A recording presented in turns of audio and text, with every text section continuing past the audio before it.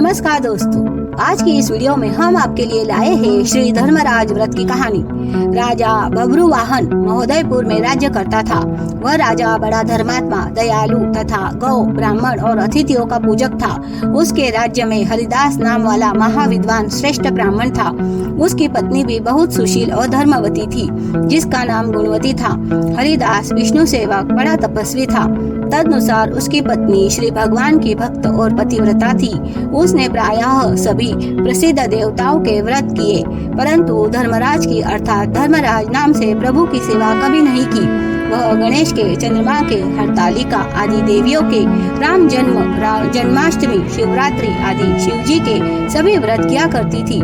बड़ी श्रद्धा से सदा एकादशी का व्रत करती हुई यथाशक्ति दान भी देती रहती थी और अतिथि सेवा से कभी विमुख नहीं रही। इस प्रकार धर्मपारायण यह वृद्धावस्था में मृत्यु को प्राप्त हुई तो धर्माचरण के प्रभाव से यमदूत उसे आदर पूर्वक धर्मराज के पुर को ले गए। दक्षिण दिशा में पृथ्वी से कुछ ऊपर अंतरिक्ष में धर्मराज का बड़ा भारी नगर है, जो कि पापी लोगों को भयदायक है। धर्मराज का पुर 1000 योजन का है। वह चौकोर है तथा उसके 4 द्वार है। वह नाना प्रकार के रत्नों से शोभायमान है। उसमें कई मनुष्य जो पुण्य भोगने को गए हैं निवास कर रहे हैं। स्थान स्थान पर गीत सुनाई दे रहे हैं और बाजे बज रहे हैं। उस नगर के 7 कोट है। उसके बीच में महासुंदर धर्मराज जी का मंदिर है। वह रत्नों का बनाया हुआ है और अग्नि, बिजली तथा सूर्य के समान चमक रहा है। उसके दरवाजों की बेड़ियां स्फटिक मणि की है और हीरे की कणियों से आंगन चमक रहा है। उसके मध्य में अनुपम सुंदर सिंहासन पर धर्मराज भगवान विराजमान है। उसके पास चित्रगुप्त जी का स्थान है, जो मृत प्राणियों के पाप पुण्य का लेखा भगवान धर्मराज जी को सुनाया करते हैं।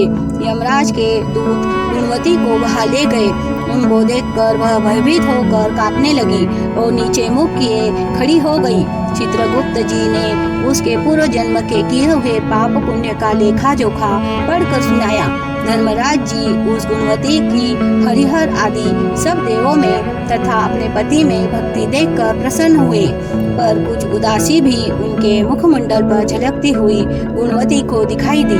धर्मराज जी को उदास देखकर गुणवती ने निवेदन किया कि हे प्रभु, मेरी समझ में मैंने कोई दुष्कर्म नहीं किया, फिर भी आप उदास क्यों है? इनका कारण बताइए। धर्मराज जी ने कहा, हे देवी, तुमने व्रतादि से सब देवों को संतुष्ट किया है, परंतु मेरे नाम से तुमने कुछ भी दान पुण्य नहीं किया। यह सुनकर गुणवती ने कहा, हे भगवान, मेरा अपराध क्षमा करे। मैं आपकी उपासना नहीं जानती थी। अब आप ही कृपा करके उपाय बताइए, जिससे मनुष्य आपके प्रीति पात्र बन सके।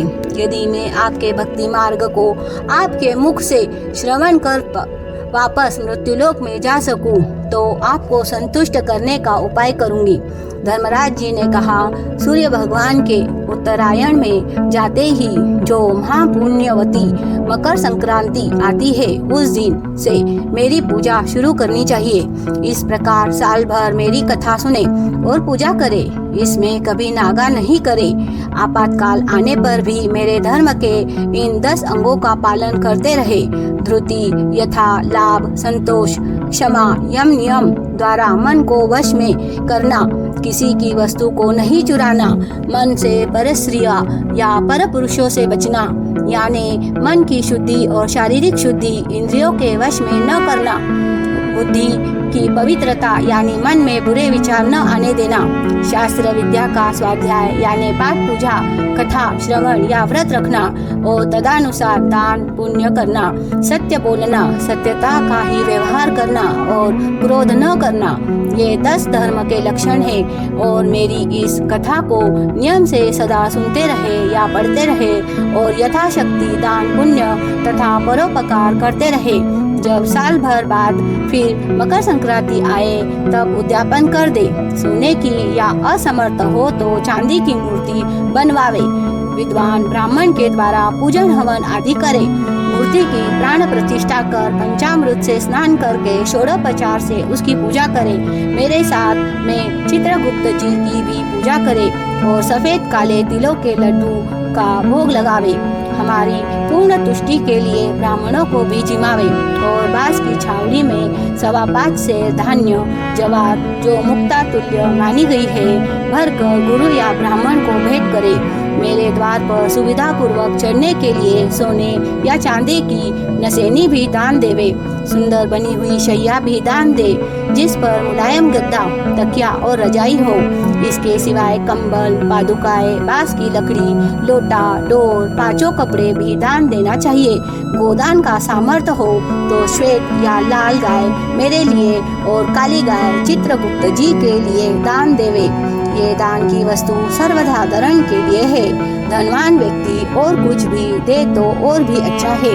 गुणवती ने भगवान से अब यह प्रार्थना की, हे प्रभु, यदि ऐसी बात है तो मुझे यमदूतों से छुड़ाकर फिर संसार में भेजिए जिससे मैं आपकी कथा का प्रचार कर सकूं। जो ही उसकी प्रार्थना पर भगवान धर्मराज जी ने स्वीकृति दी, उसी समय उसके मृत शरीर में पुनः प्राणों का संचार हो गया और उसके पुत्रादि बड़े प्रसन्न हुए।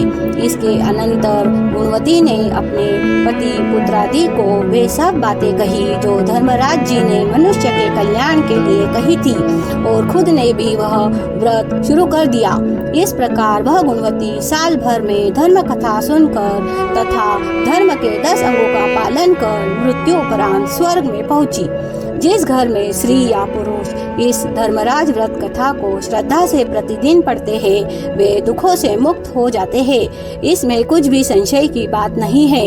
मृत्यु काल में यमदूत जो लेने आते हैं वे उसको आदर पूर्वक ले जाते हैं और धर्मराज भी उसे सदा सुखी रखते हैं। यदि उन मनुष्यों के कुछ पाप बाकी हो तो शीघ्र ही पाप नाश का उपाय बताकर शीघ्र ही पाप मुक्त कराने में सहायक बन जाते हैं।